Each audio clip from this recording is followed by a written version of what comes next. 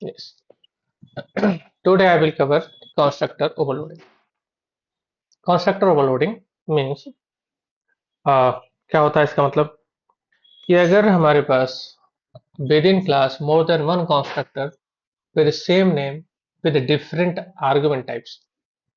Okay, argument का मतलब होता है उसके अंदर या तो नंबर ऑफ आर्गुमेंट चेंज होंगे या तो उसके डेटा टाइप चेंज होंगे, तो उसे हम कंस्ट्रक्टर ओवरलोडिंग करते हैं। ठीक है ना। तो बट यहाँ पर why we use the constructor overloading, the first question है ना, द फर्स्ट है ना, why we use constructor overloading, constructor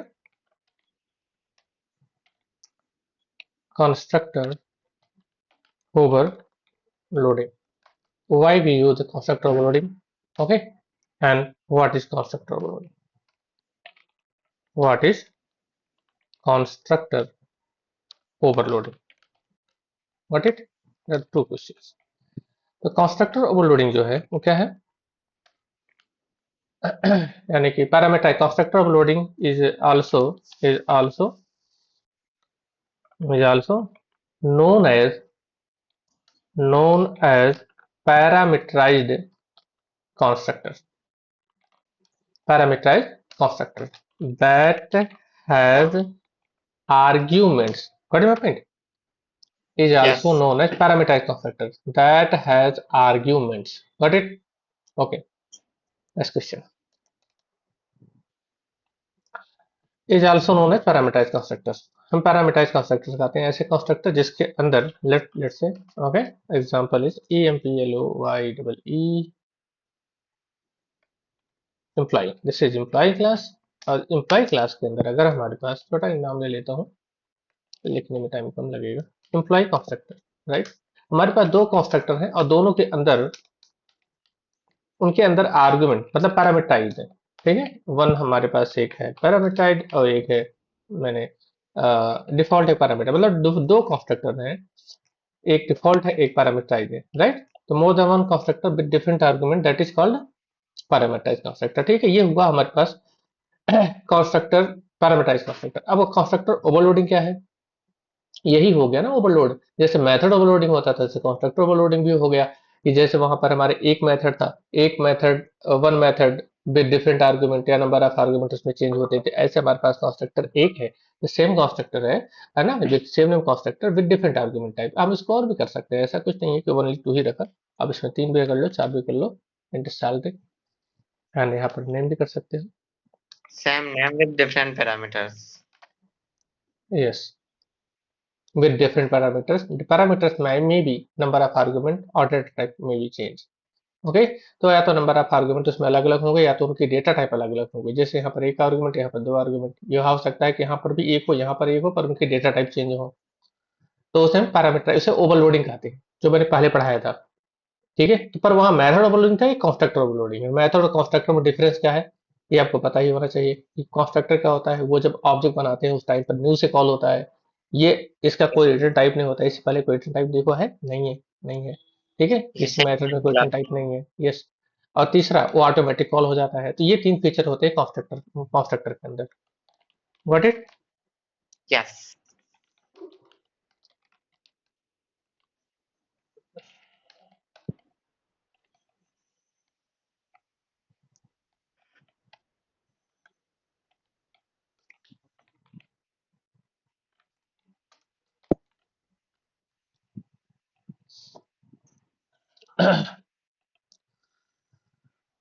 public static admin. Okay, अब यहाँ पर हमारे पास पैरामीटराइज कंस्ट्रक्टर। अब why we use constructor overloading या वाई वी कंस्ट्रक्टर ओवरलोडिंग और पैरामीटराइज कंस्ट्रक्टर, दोनों क्वेश्चन एक साथ हो सकता है। ठीक है ना, दोनों का मतलब एक ही होता है। ठीक है, बहुत अच्छा क्वेश्चन है। वाई वी यूज, तो इससे पहले मैं जानना चाहूंगा, मैं कुछ दिन पहले ही बताया था कि डिफॉल्ट कंस्ट्रक्टर क्यों यूज करते हैं, why we use default constructor. Default values initialize करने के लिए, जैसे जैसे अपन ने डिस्कस किया था कि डिफॉल्ट वैल्यूज, जैसे बाइक का एग्जांपल लिया था कि बाइक अगर अपन बना रहे हैं तो इसमें डिफॉल्ट वैल्यूज की इनिशियलाइज रहती है, जैसे इंजन वगैरह functionality.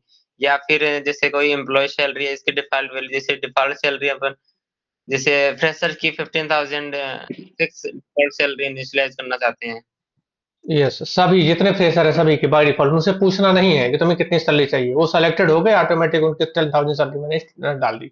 Okay, that is default constructor, that is use to default value to initialise the same value, to initialise the common value, to initialise the equal values, right. सभी में एक value, एक जैसी value initialise करना है, हर एक object में एक ही वैल्यू ऐड डालनी है व्हाइल क्रिएटिंग द ऑब्जेक्ट भी। तो हम लोग यूज करेंगे डिफॉल्ट कंस्ट्रक्टर। डिफॉल्ट कंस्ट्रक्टर कौन सा होता है? जिसमें कोई भी आर्गुमेंट नहीं होता, तो इसमें कोई वैल्यू तो यूजर से मांगेगा नहीं, इसलिए जो वैल्यू इसमें होगी वो ऑटोमेटिक हर ऑब्जेक्ट में इनिशियलाइज हो जाएगी। पैरामीटराइज हम या यूज करते हैं। पैरामीटराइज कंस्ट्रक्टर मतलब, अगर हमारे पास, वैसे पैरामीटराइज की बात कर रहे हैं, कंस्ट्रक्टर ओवरलोडिंग भी हो गया, ठीक है ना। पैरामीटराइज कंस्ट्रक्टर का पर्पज ये होता है, मान लो हमारे पास, जब हमारे पास कंस्ट्रक्टर में कोई आर्गुमेंट है, ठीक है ना, class emp, I will take simple example, then overloading I will cover it. अब यहाँ पर मेरे पास ये पैरामीटराइज कंस्ट्रक्टर है। ये पैरामीटराइज कंस्ट्रक्टर क्या कह रहा है कि इसमें जब भी आप इसका ऑब्जेक्ट बनाओगे तो आपसे पैसे क्या मांगेगा? सैलरी मांगेगा। You need to pass the salary 10,000। Okay, तो या ये उस टाइम बनाते हैं, उस टाइम इसको जो पैरामीटराइज कंस्ट्रक्टर यूज किया जाता है, जब हर ऑब्जेक्ट के अंदर, हर ऑब्जेक्ट के लिए या हर ऑब्जेक्ट की ऐसे नीड है कि हर ऑब्जेक्ट की डिफरेंट डिफरेंट सैलरी है, हर एम्प्लॉय की डिफरेंट डिफरेंट सैलरी, क्योंकि वो एक्सपीरियंस है। हो सकता है इसका एक्सपीरियंस 1 साल हो, 2 साल हो, 3 साल हो, 4 साल हो, 5 साल हो। तो on the basis of experience उसकी सैलरी हम इनिशियलाइज करना चाहते हैं जब वो हमारी कंपनी में हायर हो रहा है। तो जैसे वो एम्प्लॉय आया, सिलेक्शन हो गया, ऑटोमेटिक मैंने उसको देखा 2 साल की एक्सपीरियंस 20,000, 3 साल की एक्सपीरियंस 30,000, 4 साल की एक्सपीरियंस 40,000, ऐसा कर दिया मैंने। Got it. तो या इसे कहते हैं पैरामीटराइज का, है ना, to different, to initialise the different different value, है ना, हर ऑब्जेक्ट के अंदर different value, different different value initialize करने के लिए, क्योंकि हर ऑब्जेक्ट जो ऐसा है उसमें डिफरेंट फीचर्स, डिफरेंट उससे एक्सपीरियंस रहे। एक को 1 साल, एक को 2 साल, एक को 5 साल, तो जब हर ऑब्जेक्ट के अलग अलग एक्सपीरियंस है, तो हर जो हमारे पास एम्प्लॉइज है तो उनकी सैलरी भी अलग अलग होनी चाहिए, इसलिए पैरामीटराइज बनाते हैं। What it int salary.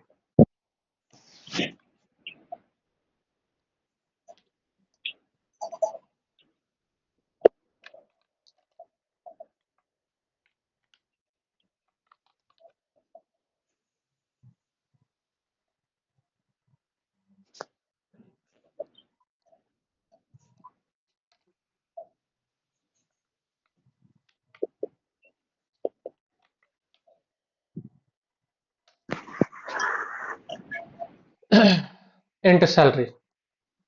चलिए, तब इसको बना रहे प्रोग्राम, मैं यहाँ पर इसको एग्जीक्यूट करके भी दिखाता हूँ। System dot out dot println. Okay, println emp dot salary. Okay, the first yes one, second one, third one. Okay, मैंने दो बना लिए, दो ही काफी है। ओके, इसकी सैलरी होगी 20,000। ऑब्जेक्ट का नाम emp2 रख दिया और इसका नाम भी emp2 रख दिया। ठीक है ना, परफेक्ट। ओके, अलग अलग हो जाएगा। यस, तो मैंने इसके अलग अलग सैलरी यहाँ पर इनिशियलाइज कर दी। कोई दिक्कत नो नहीं होनी चाहिए, परफेक्ट, बिल्कुल नहीं होना चाहिए। मैंने यहाँ अप्लाई कर दिया, कोई दिक्कत तो नहीं, इससे नहीं होनी चाहिए। ठीक है ना, ओके।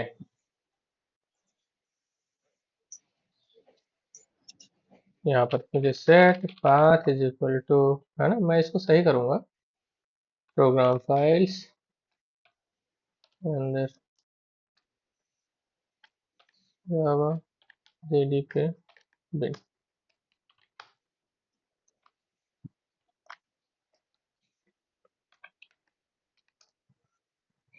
देखो, पहले वाले एम्प्लॉय की सैलरी 10,000, सेकंड एम्प्लॉय सैलरी पर हुआ 20,000। पहले एम्प्लॉय सैलरी 10, दूसरे एम्प्लॉय सैलरी 20,000। दोनों एम्प्लॉय की सैलरी डिफरेंट डिफरेंट प्रिंट हो गई, क्योंकि यहाँ दोनों हमने पैरामीटराइज कंस्ट्रक्टर ले रखा है। टू इनिशियलाइज, तो यहाँ पर हमें क्या लिखना है? To initialize, to initialize why we use, है ना, वाई वी यूज। ओके, इसका आंसर जो होगा यहाँ पर आंसर में लिख देता हूँ इसका, ठीक है ना। Again to initialize to initialize a different value in each object.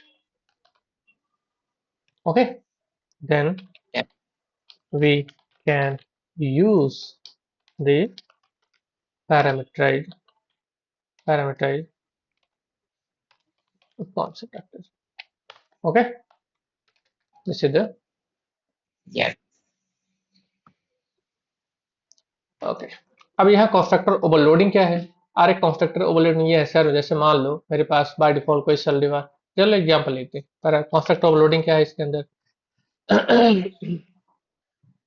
Constructor overloading ये है, हमारे पास एक नहीं दो दो कंस्ट्रक्टर हो गए, है ना, दोनों पैरामीटराइज है। अब दोनों पैरामीटराइज सेम तो हो नहीं सकता, कुछ चेंज तो करना पड़ेगा, तो मैंने इसके अंदर एक आर्गुमेंट और पास कर दिया, हिंट एक्सपीरियंस ले लिया मैंने, hint experience common, okay, on the basis of experience दोनों इनिशियलाइज कर लिया, एक ले लिया कॉमा EXP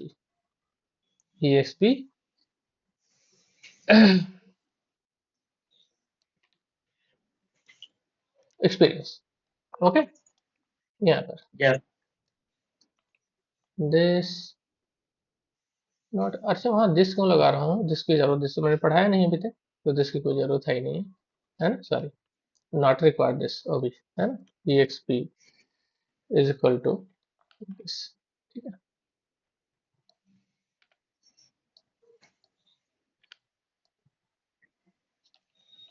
ये मैंने कर लिया, ओके। तो जो सैलरी है ना, अब देखो सैलरी को मैं ऐसे यहाँ पर इनिशियलाइज भी कर दे रहा हूँ, सैलरी सैलरी, मैं कुछ कर ही नहीं रहा हूँ क्योंकि कंफ्यूजन नहीं करना चाहता मैं किसी को, ठीक है। कंफ्यूज होगा नहीं। अब स्क्रीन देखो गई यहाँ, सर। यहाँ पर स्क्रीन हमें, गई। यहाँ पर इसको 2 ईयर आगे। एक्सपीरियंस ऐड कर दिया, ठीक है ना। यहाँ पर अब मैं चाहूँ तो दोनों को चीज़ों को प्रिंट भी कर सकता हूँ, ऐसी कोई दिक्कत नहीं है, ठीक है ना। यहाँ पर emp2 डॉट,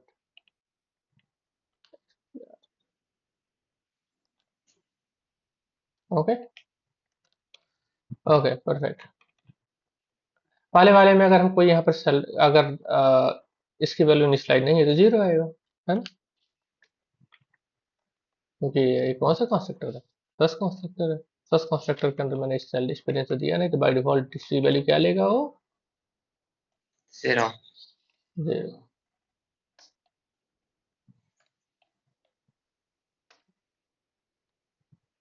ओके। अच्छा यहाँ पर सैलरी प्रिंट ही नहीं करेगा, क्योंकि हमने यहाँ पर प्रोग्राम को कहीं और से किया हुआ है, ओके। तो अब की बार इस प्रोग्राम को मैं ऐसे चला दूंगा, इसको से,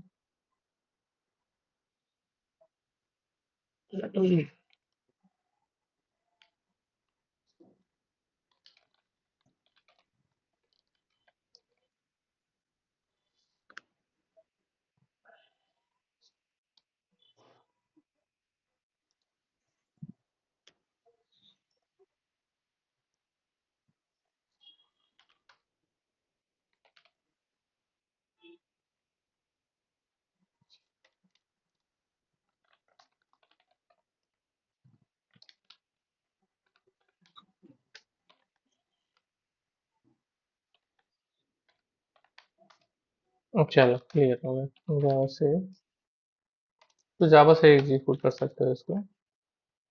यहाँ पर देखो पहले वाले के जो मैंने यहाँ पर नहीं किया था, ये नहीं लिखा था सैलरी, तो पहले वाले एम्प्लॉय की जो सैलरी है 10,000, experience zero, second employee salary 20,000, experience zero, that's it, okay. तो कंस्ट्रक्टर ओवरलोडिंग भी मैंने करके दिखा दिया, मेथड ओवरलोडिंग भी करके दिखा दिया। अब क्वेश्चन आता है डिफरेंस बिटवीन कंस्ट्रक्टर और मेथड ओवरलोडिंग, ओके। सर कल की तरह वो एक वो कंफ्यूजिंग वाला था ना, जब वो कंपाइलर कंफ्यूज हो रहा था, तो कंस्ट्रक्टर वाले में भी होगा जब वो इंट और लॉन्ग पास कर रहे थे अपन। हाँ बिल्कुल, बिल्कुल पास, बिल्कुल अगर इस तरीके से हम वहां पर जैसे कल इंट और लॉन्ग लॉन्ग वॉरेंट करेंगे तो बिल्कुल डुप्लीकेट हो जाएगा, एम्बिगुअस मेथड बन जाएगा, okay.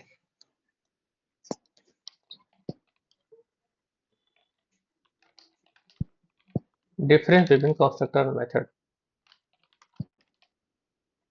Difference between constructor and method.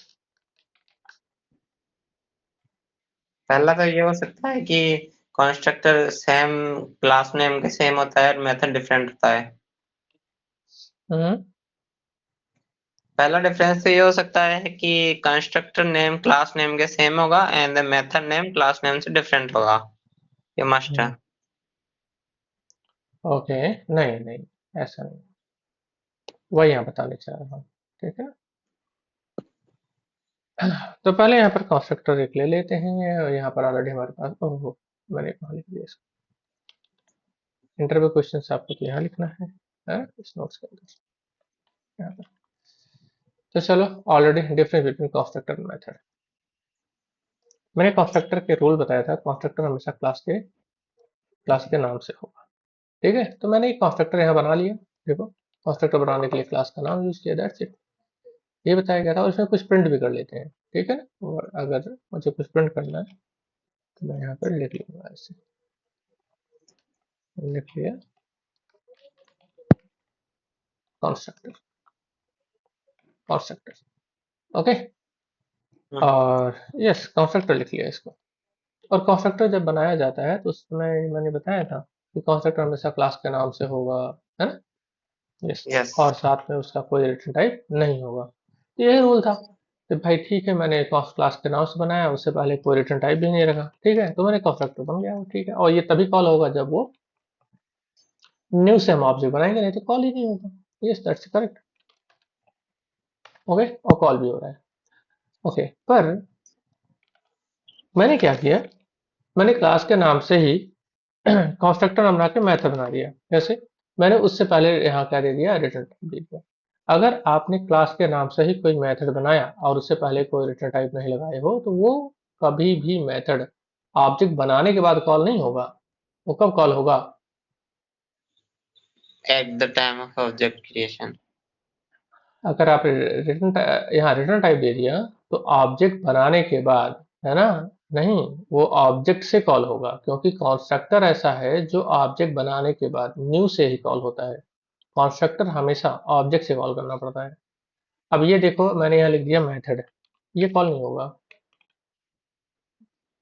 तो डिफरेंस समझ में आना चाहिए। क्या आया? सॉरी,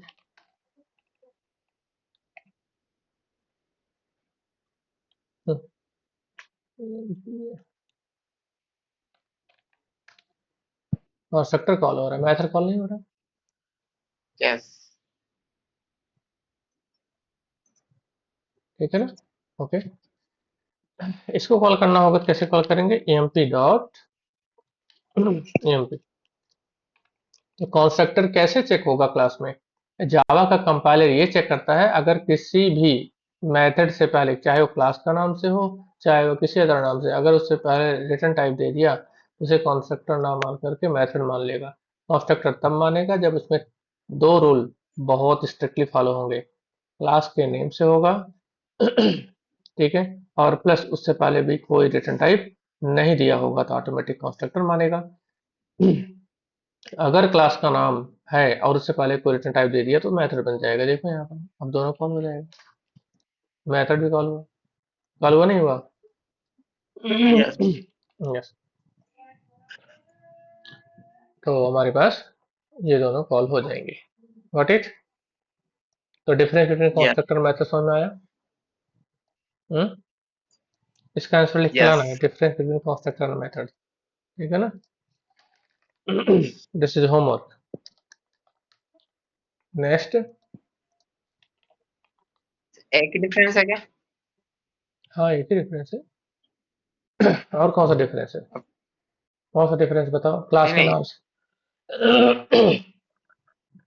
यस, ये क्लास के नाम से होता है, क्लास के नाम से मेथड भी बनता है, क्लास के नाम से कंस्ट्रक्टर भी होता है। क्या बना नहीं बना, कोई जरूरी थोड़ा ना है कि हम इसको ये बनाए। और मैं तो बनाना ही चाहता हूँ क्लास के नाम से, मुझे अच्छा लगता है क्लास नाम, तो मैं क्लास के नाम से ही यहाँ पर बना लिया, कोई दिक्कत है क्या? देखो मैंने सेव कर दिया, क्या चला, मेथड तो कंस्ट्रक्टर तो चला नहीं। तो कंस्ट्रक्टर और मेथड में क्या डिफरेंस है? रिटर्न टाइप का, इसका रिटर्न टाइप कंस्ट्रक्टर हमेशा, क्योंकि ये तो कॉमन हो गया ना, क्लास के नाम से मेथड भी हो सकता है, क्लास के नाम से कंस्ट्रक्टर भी हो सकता है। हम्म सिमिलरिटी हो यस गई। डिफरेंस किस चीज का होगा? कंस्ट्रक्टर का। Got it. तो ये हम लोग यही यस चीज जानेंगे जो सब लोग नहीं जानते ढंग ढंग से, ठीक है ना। अदरवाइज मैंने बता दिया कंस्ट्रक्टर के नाम से, क्लास के नाम से कंस्ट्रक्टर होता है, क्लास के नाम से मेथड नहीं होता, और किसी ने बना के दिखा दिया, फिर क्या होगा? फिर तो आपको भी वही 5,000 रुपये की नौकरी दे देगा हर साल है, पर ईयर 5,000 रुपीज। कैसा लगेगा? सही है। उसको ये बताना है, yes sir it's not a difference between class name. Okay. If we have return type, अगर हम मेथड से पहले कोई रिटर्न टाइप लिखते हैं तो ऑटोमेटिक देन जो ऑब्जेक्ट जो है उसको मेथड ट्रीट करता है। अगर वो क्लास के नाम से है, उससे पहले कोई रिटर्न टाइप नहीं है, तो उसे कंस्ट्रक्टर ट्रीट करेगा, और कंस्ट्रक्टर ट्रीट करेगा तो उसे न्यू से कॉल होगा, और एक मेथड अगर है, रिटर्न टाइप दिया है, तो ऑब्जेक्ट के नेम से कॉल होगा। That's it. है ना, इसलिए होमवर्क दिया है, इसको लिख के लाना है, कल देखूंगा। यस समझे? यस समझे? परफेक्ट परफेक्ट, बहुत अच्छी बात। अब हम लोग पढ़ने जा रहे हैं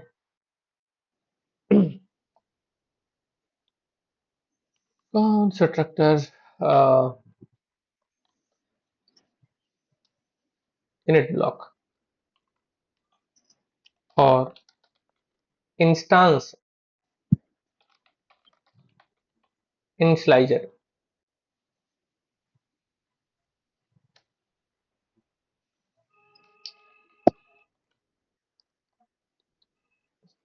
ओके। क्या होता है? मैं यहाँ पे प्रॉब्लम बताता हूँ, नीड बताता हूँ पहले। What the need of it? Need of init block. नाम जो अच्छा लगे वो आप बोल सकते हो। मेरे पास क्लास है, और एग्जाम्पल लेता हूँ। ओके। और मेरे पास दो कंस्ट्रक्टर है, ठीक है। एक डिफॉल्ट है, एक पैरामीटराइजर। ओके।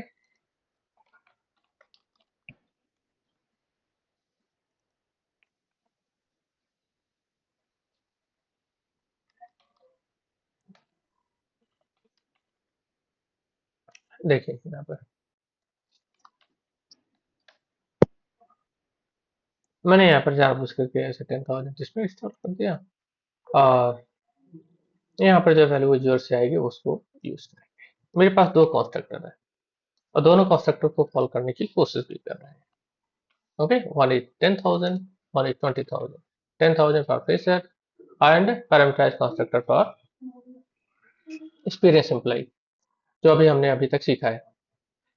यहाँ यस पर अब मेरे पास एक यहाँ पर मैं चाहता हूँ कि जितने भी कंस्ट्रक्टर हैं, ये कंस्ट्रक्टर के अंदर एक कॉमन वैल्यू मैं इंस्टॉल करना चाहता हूँ, देना चाहिए। जैसे कॉमन वैल्यू, सभी जो एम्प्लॉई हैं, इस हर एम्प्लॉय की जो कंपनी का नेम है वो एक है ना। मोस्टली कंपनी के अंदर काम करने वाले एम्प्लॉय जो होते हैं, उन सभी के लिए कंपनी का नाम एक ही होता है। ऐसा नहीं है कि आप कोई टीसीएस इंफोसिस में काम कर रहे हैं तो पाँच पाँच सौ एम्प्लॉय है, 50 या 5 लाख, तो उनके अलग अलग नाम होगा, नहीं, एक ही नाम होगा।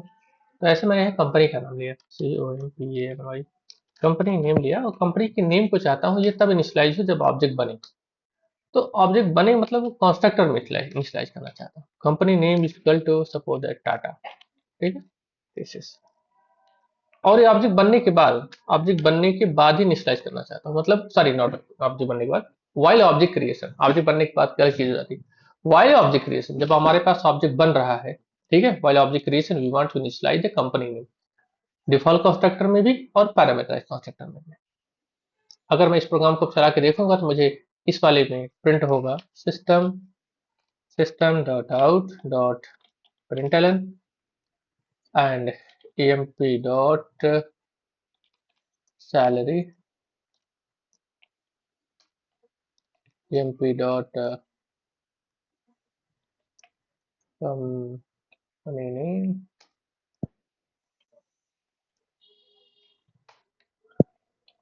ओके।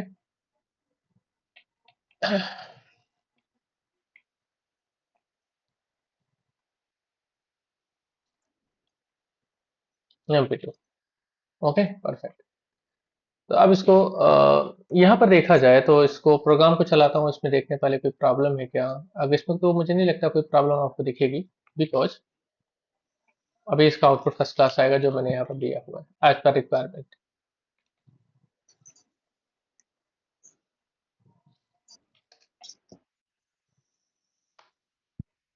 पहले वाले एम्प्लाई सैलरी 10,000, कंपनी का नाम TCS. Second employee salary 20,000, company name TCS.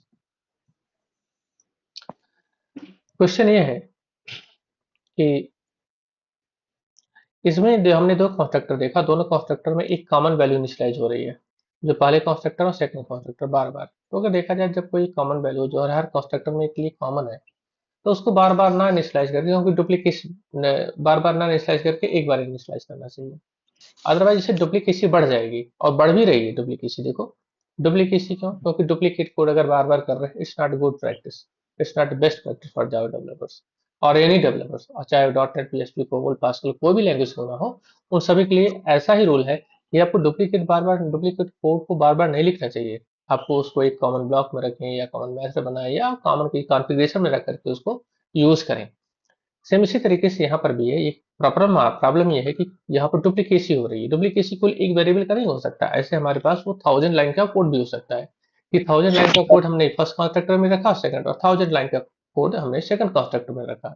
तो सिंस द कंपनी नेम हो सकता है, बहुत बड़ा भी नाम हो सकता है, बहुत और रूल भी हो सकते हैं कैसे ऐसे करना है। तो अगर हमें ऐसे पर्टिकुलर कॉमन, हमें कोई कंपनी का नाम है या फिर डेटाबेस का नाम है या कोई कॉन्फ़िगरेशन है या कोई सैलरी है या कोई ऐसी वैल्यू है जो हर ऑब्जेक्ट के लिए कॉमन है, तो हमें और वो इनिशियलाइज कर रहे हैं while object creation through the constructor. If you want to initialize, अगर आप कंस्ट्रक्टर के थ्रू से इनिशियलाइज करने की कोशिश कर रहे हैं और हर कंस्ट्रक्टर में कॉमन है, तो उसको यहाँ ना रख करके उसको बाहर रखना चाहिए, और बाहर कहीं भी रखना चाहिए। कोई जरूरी नहीं कंस्ट्रक्टर के ऊपर, कंस्ट्रक्टर के नीचे, मैथ मेन मैथड से पहले, मेन मैथड के बाद, anywhere you can put, ठीक है ना, कहीं पर भी आप रख सकते हैं। तो उसको आप ऐसे रखें तो होगा क्या, यहाँ रखें, ठीक है। तो होगा क्या ये, जैसे अब आप ये कंस्ट्रक्टर चलेगा, एग्जीक्यूट हुआ, कैसे होगा, कंस्ट्रक्टर तो यहाँ से कॉल होगा, ये इसको कॉल करेगा। तो जैसे ये कंस्ट्रक्टर ये कॉल करेगा, ऑटोमेटिक ये जो ब्लॉक है ना, ये ब्लॉक ये ऑटोमेटिक कंस्ट्रक्टर की फर्स्ट लाइन में आ जाएगा यहाँ पर। ओके, मैं इसको हटा देता हूँ। ऐसे ब्लॉक है, stat init block, init block इसको इनिट ब्लॉक बोलते हैं या इनॉर्मस ब्लॉक भी बोलते हैं, ध्यान देना। इनिट ब्लॉक और एनोनिमस ब्लॉक। एनोनिमस का मतलब होता है जिसका कोई नाम ना हो, पर उसका यूज ध्यान से समझो, ठीक है। यूज क्या है कि हमारे पास हर एक ऑब्जेक्ट, हर कंस्ट्रक्टर के अंदर जो वाइल इनिशियलाइजेशन एक वैल्यू कॉमन है, और वो कॉमन वैल्यू हमेशा बार बार ना इनिशियलाइज करके हमें इनिट ब्लॉक में रखना चाहिए, एनोनिमस ब्लॉक में रखना चाहिए कि जब जब ऑब्जेक्ट हमारा बनेगा कंस्ट्रक्टर के थ्रू, तो ये कॉमन वैल्यू हर एक ऑब्जेक्ट में, हर एक कंस्ट्रक्टर के थ्रू इनिशियलाइज हो जाएगी। ठीक है, मैंने बाहर रखा है, आप देखना ये वैल्यू ऑटोमेटिक कंस्ट्रक्टर के फर्स्ट लाइन में, यानी कि ब्लॉक तो नहीं आएगा, केवल इसके अंदर का कोड आता है। यानी कि इसके अंदर का जो कोड होगा, कौन सा कोड है, इस ब्लॉक में जितना भी कोड होगा वो आएगा, चाहे एक लाइन का हो चाहे 1000 लाइन हो, बट कंस्ट्रक्टर के फर्स्ट लाइन में ऑटोमेटिक आ जाएगा। और वाइल कंपाइलेशन, कंपाइल टाइम पे आता है वो, कंपाइल टाइम पे ही आ जाता है। ठीक है ना, okay, let me execute it. समझ में आया, आ गया, आउटपुट आ गया यहाँ पर। ओके, तो हमें कॉमन वैल्यू अगर है बार बार, तो हम दो भी रख सकते हैं, कोई जरूरी नहीं। अगर हमारे पास और एक एक ब्लॉक है, दो है, तीन है, चार है, कितने भी रख सकते हैं। मान लो एक और मुझे अच्छा लग रहा है, और मेरे पास ब्लॉक एक, क्योंकि बार बार ब्लॉक से क्या होता है कि चीजें कैटेगराइज हो जाती हैं। अगर मुझे दो ब्लॉक बनाने हैं दो ब्लॉक बना सकता हूँ, तीन ब्लॉक बनाने हैं तीन ब्लॉक बना सकता हूँ, चार ब्लॉक बनाने हैं चार रख सकता हूँ, 100 ब्लॉक बनाने हैं 100 रख सकता हूँ, उससे कोई फर्क थोड़ा ना पड़ता है। मैंने यहाँ लिख दिया इनिट, ठीक है, इनिट, इनिट टू, तब ये कौन सा कॉल होगा, इनिट ब्लॉक। अब ये उस सीक्वेंस में कॉल होगा जिस सीक्वेंस में रखा गया है, सबसे पहले ये होगा, फिर ये होगा, उसके बाद कंस्ट्रक्टर की लाइनें एग्जीक्यूट होती हैं। अगर मैं कंस्ट्रक्टर में भी कुछ लिखता हूँ, मान लो चलो कंस्ट्रक्टर की फर्स्ट लाइन में भी कुछ लिख देता हूँ, अभी देखना है मजे वाली बात क्या होगी। System dot out dot println, है ना, यहाँ पे लिख देता हूँ डिफॉल्ट, डिफॉल्ट,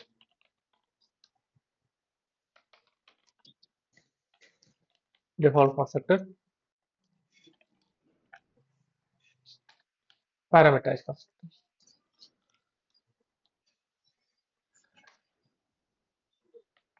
पैरामीटराइज कंस्ट्रक्टर। ठीक है, अब देखो यहाँ पर, तो यहाँ पर मैंने जैसा कि पहले बताया, पहले क्या प्रिंट होने वाला है। अब पहले तो यहाँ पर आपका अगर देखा जाए कि यहाँ पर हमारे पास कंपनी का नाम तो है ही है। ओके, तो कंपनी का नाम यानी कि पहला जो इनिट ब्लॉक है वो हमारे कंस्ट्रक्टर के फर्स्ट लाइन में यहाँ पर आएगा। जब दूसरा कंस्ट्रक्टर पैरामीटर एग्जीक्यूट होगा तो इसकी फर्स्ट लाइन में भी आएगा। अगर मान लो यहाँ कोई कुछ प्रिंट किया होता ना, तो ये एसओपी पहले इससे पहले आ जाता है, यानी 14 लाइन के से ऊपर आ जाता। ठीक है, उसके बाद जो दूसरा इनिट ब्लॉक है ये एग्जीक्यूट होगा। उसके बाद कंस्ट्रक्टर की सारी लाइनें चलेंगी, यानी कि इनिट ब्लॉक पहले चलेगा। इनिट ब्लॉक हमेशा कॉपी होता है और वो उसी सीक्वेंस से कॉपी होगा जिस सीक्वेंस में कोड लिखा गया है। ठीक है, यानी कि अगर दो इनिट ब्लॉक है तो पहले पहला वाला फिर दूसरा वाला, दोनों कॉपी हो जाएंगे कंस्ट्रक्टर की फर्स्ट लाइन में। फिर इसके बाद इस वाले कंस्ट्रक्टर फर्स्ट लाइन में भी कॉपी हो जाएंगे। अगर दो कंस्ट्रक्टर है, मतलब तीन कंस्ट्रक्टर है, चार कंस्ट्रक्टर, जितने कंस्ट्रक्टर है हर कंस्ट्रक्टर की फर्स्ट लाइन में वो कॉपी हो जाएगा। देखो, अब यहाँ पर देखो init two default constructor, init two क्यों आया?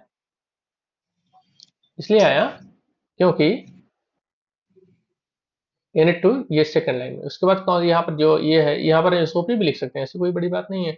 अगर कंपनी का नाम तुम्हें ऐसे नहीं लिखना है तो आप इसको प्रिंट भी करके देख सकते हैं। वैसे मैंने यहाँ प्रिंट करा रखा है, अगर आप इसको चाहते हो वही प्रिंट कर दें कंस्ट्रक्टर के अंदर ही, तो वहां पर भी कोई दिक्कत नहीं है ना। अब मैं इसको यहाँ पर दिखा देता हूँ कंपनी का नाम। ठीक है, सपोज दैट यहीं प्रिंट करते हो, देखना अब यहाँ पर कंपनी का नाम TCS.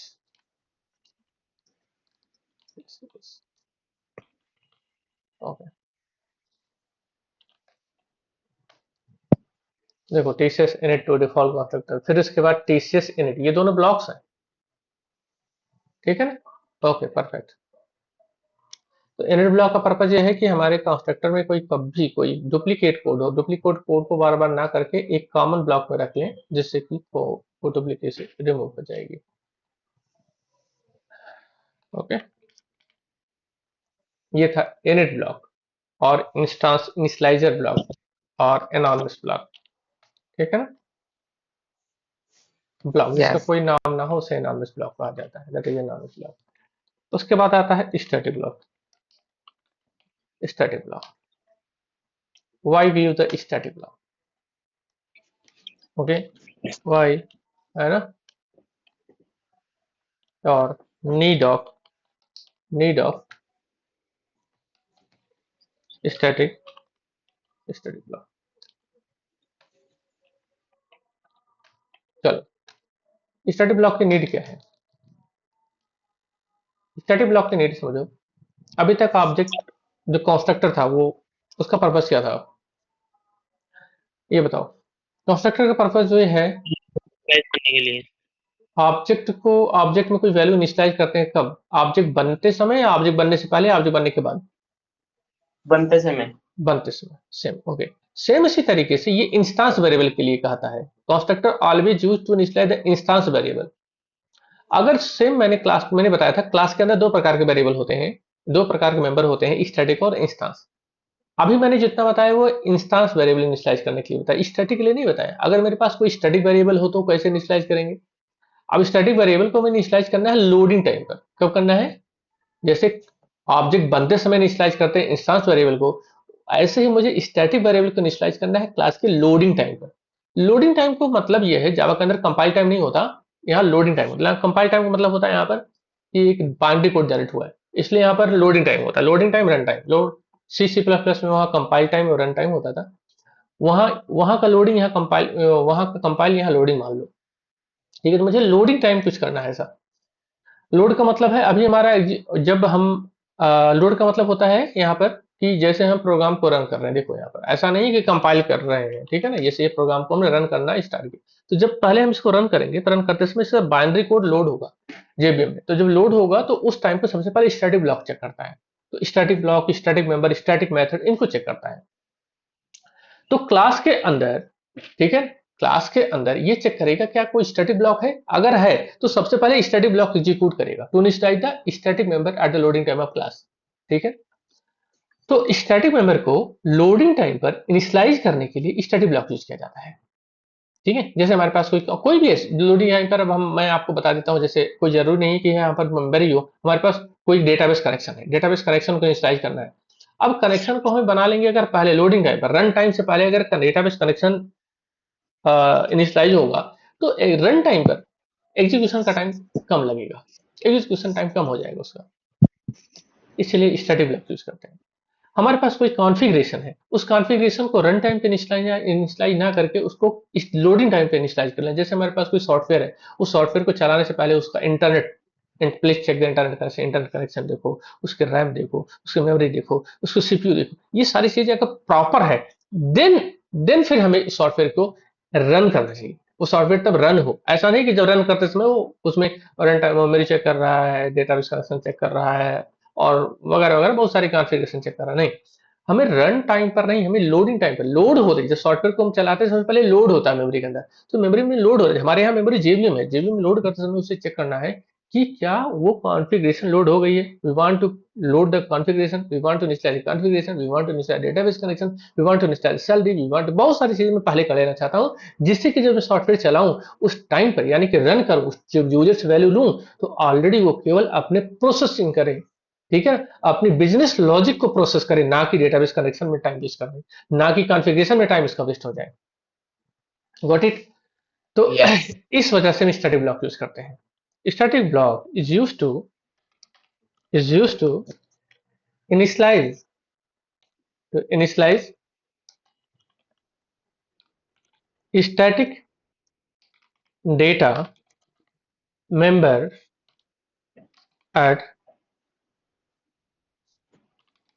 loading time of class.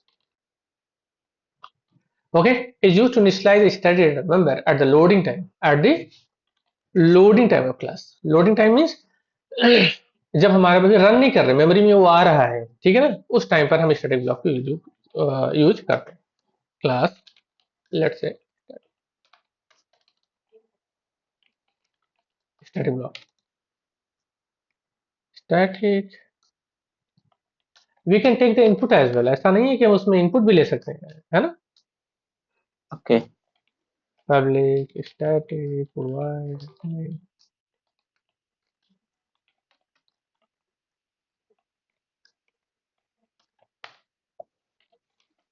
New MP, मैंने कंस्ट्रक्टर भी यहाँ पर रख लिया।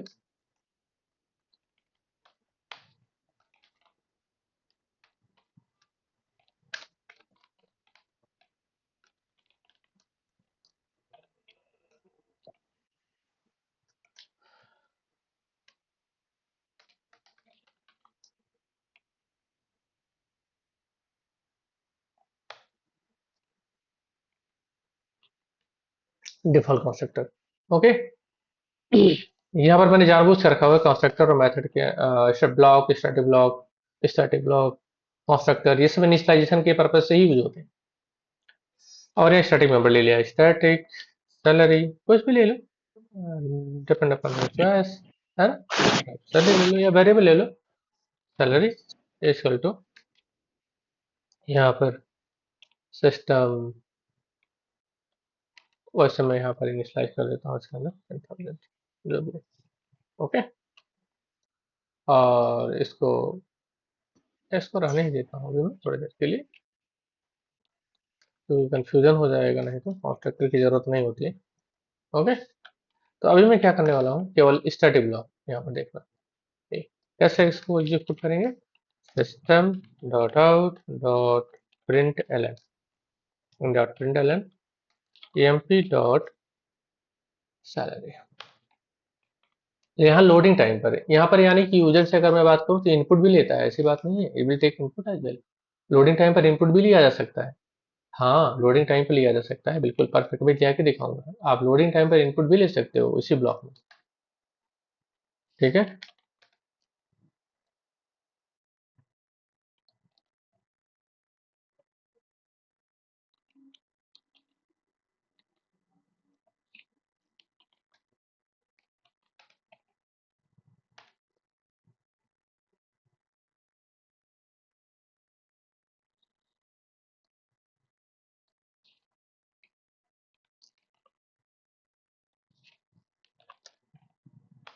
चलो, ओह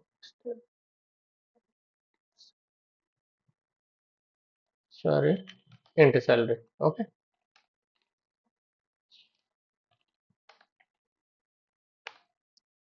10,000 आ गया। अब यहाँ पर अगर मैं चाहूँ तो इससे इनपुट भी ले सकता हूँ, ऐसी कोई बड़ी बात नहीं कि इनपुट नहीं लिया जा सकता, लिया जा सकता है, ठीक है ना। इनपुट लेने के लिए हमारे पास, मैंने पहले बताया था, तो आप वही तरीका भी यूज कर सकते हो जो सिस्टम स्कैनर वाला भी। हाँ, स्कैनर में लोडिंग टाइम का इनिशियलाइज यूजर से भी लिया जा सकता है, परफेक्ट ले सकते हो। Import import Java dot यूटिल dot star, यहीं पर अब नॉन स्टैटिक मतलब इनिशियलाइजेशन भी किया जा सकता है, ऐसी कोई बड़ी बात नहीं कि यहाँ पर हम इनिशियलाइजेशन बोले तो किसी ऑब्जेक्ट का भी इनिशियलाइज किया जा सकता है, ऑब्जेक्ट को भी इनिशियलाइज कर सकते हैं लोडिंग टाइम पर, हाँ किया जा सकता है, परफेक्ट। और इसको क्यों, क्योंकि लोडिंग टाइम पर कुछ भी सारा काम किया जा सकता है लोडिंग टाइम पर। अब स्टैटिक मेंबर के लिए बनाया गया है, अगर आप इंस्टांस को भी करना चाहते हो तो इंस्टांस मेंबर को भी इनिशियलाइज कर सकते हो, पर इंस्टांस मेंबर वो ऑब्जेक्ट बनते समय, ऑब्जेक्ट बनने के पहले इनिशियलाइज हो जाएगा, है ना। तो ऐसे काम को किया जा सकता है, स्टैटिक मेंबर को भी इनिशियलाइज कर सकते हैं लोडिंग टाइम पर, इंस्टांस मेंबर को भी इनिशियलाइज कर सकते हैं, ठीक है। इंस्टांस मेंबर का मतलब होता है जो नॉन स्टैटिक है। System dot out dot println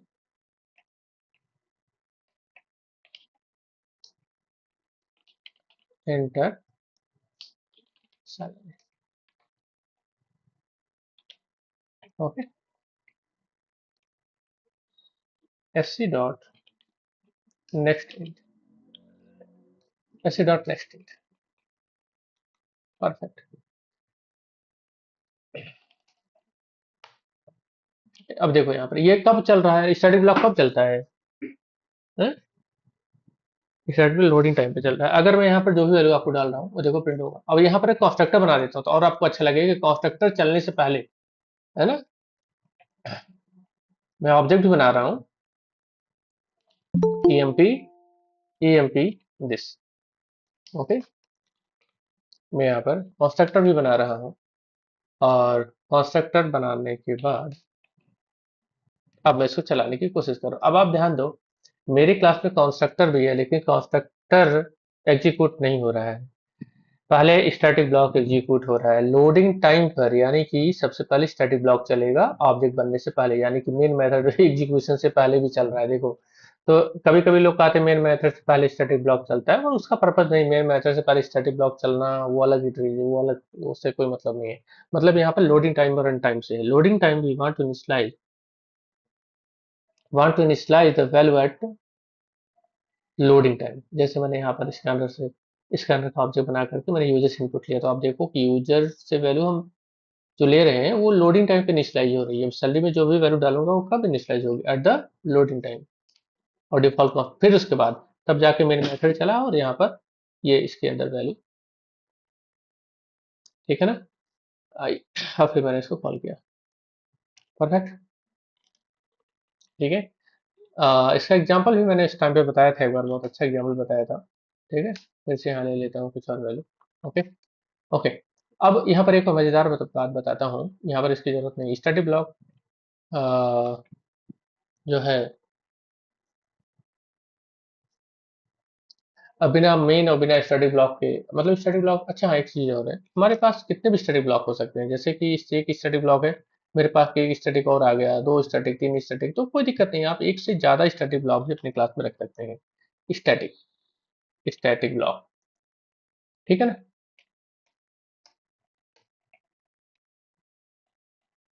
static block, okay.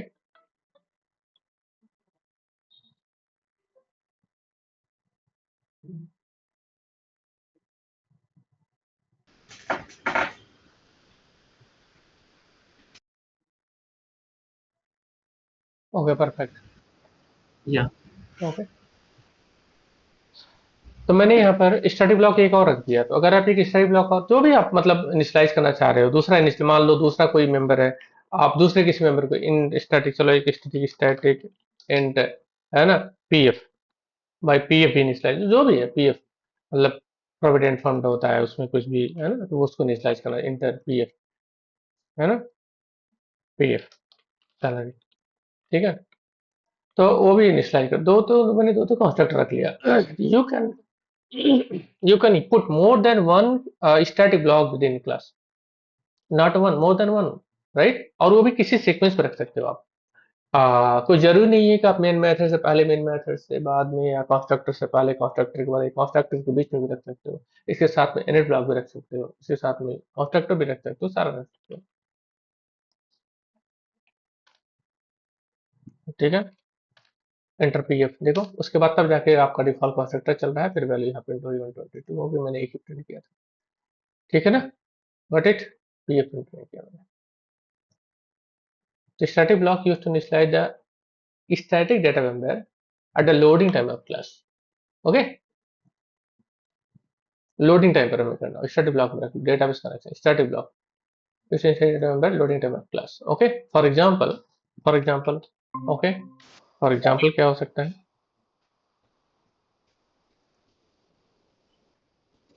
For example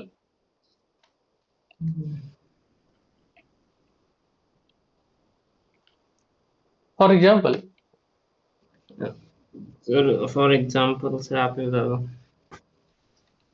static to, है ना, फॉर एग्जांपल डेटाबेस कनेक्शन भी कर सकते हो, डेटाबेस कनेक्शन, फाइल कॉन्फ़िगरेशन, क्योंकि ये ऐसी चीजें होती है जो सबके लिए कॉमन है, configuration is common, configuration okay etcetera, okay. Related base database connection is common for all, तो वहाँ स्टैटिक डेटा एक वेरिएबल होता है, उसको इनिशियलाइज करके और बार बार उसको हम यूज करते हैं, बार बार डेटाबेस कनेक्शन नहीं बनाते, ऐसे एक बार बना के रख लिए, बार बार यूज करते जाएंगे। ऐसा में कोई फाइल कॉन्फ़िगरेशन जो सब में कॉमन है ना, तो एक बार इनिशियलाइज कर लिए सॉफ्टवेयर को चलने से पहले, तो सब में कॉमन हो जाएगा, बार बार इनिशियलाइज नहीं करना पड़ेगा, यानी कि जब नहीं तो सॉफ्टवेयर जब चलेगा उस टाइम पर वो फाइल इनिशियलाइज होगी, फिर डेटाबेस इनिशियलाइज होगा, तो उससे सॉफ्टवेयर पर लोड बहुत ज्यादा पड़ेगा, ठीक है। इसलिए पहले हम उस काम को कर लेना चाहिए जो सब में सबके लिए कॉमन हो, हर यूजर के लिए कॉमन हो। तो स्टैटिक का मकसद यही है कि अगर हर एक ऑब्जेक्ट के लिए कोई कॉन्फ़िगरेशन, डेटाबेस कनेक्शन या कोई ऐसी चीज जो सब में कॉमन हो, always you need to initialise the loading time of class are using through the static data member. और स्टैटिक डेटा मेंबर हमेशा जो है जरूरी नहीं कि लोडिंग टाइम पे करो, अगर हमें लोडिंग टाइम पे, जब हम लोड हमेशा ध्यान देना, क्लास हमारी लोड एक बार होती है, only once, class will load only once, class हमेशा केवल एक ही बार लोड होती है, बार बार लोड नहीं होगी वो, क्योंकि जब आपने सॉफ्टवेयर को एक बार रन किया तो रन एक ही बार करोगे ना आप, तो रन करते समय तो आप देखो कैसे, यहाँ पर क्लास का नाम कितनी बार आप दे रहे हैं, एक बार, तो क्लास एक बार लोड होगी। अब लोड हुई, आपने लूप लगाया, वो सॉफ्टवेयर चल रहा है, चल रहा है, चल रहा है, चल रहा है, चल रहा है, चल रहा है, वो चलता जाएगा, है ना। तो वो, तो इसलिए क्लास हमेशा ध्यान देना, class will load only once, that's why static block will execute only once in the, okay हाँ, इन द सॉफ्टवेयर, तो एक ही बार चलेगा, ठीक है ना। यस, तो ये चीज हमें ध्यान देना है इसको। परफेक्ट, समझ में आया। यस ओके, तो अब हमें यहाँ पर अगर क्लास के साथ में हमारे पास यहाँ पर कोई इनिट ब्लॉक हो, तो इनिट ब्लॉक भी रखना है, इनिट ब्लॉक भी रख के लेके आओ, दो दो इनिट ब्लॉक रखो, तीन तीन इनिट ब्लॉक, और स्टैटिक ब्लॉक भी रखो, एक ही स्टैटिक ब्लॉक और रख लो, ठीक है। तो अब इसमें साथ में बताओ फिर कौन सा आउटपुट किस सीक्वेंस में आएगा, ठीक है ना। स्टैटिक, बात है समझ में। Yes Yes, more than one static block you can use. More than one init block you can. Static block, execution init मतलब कौन block, सा होगा सर?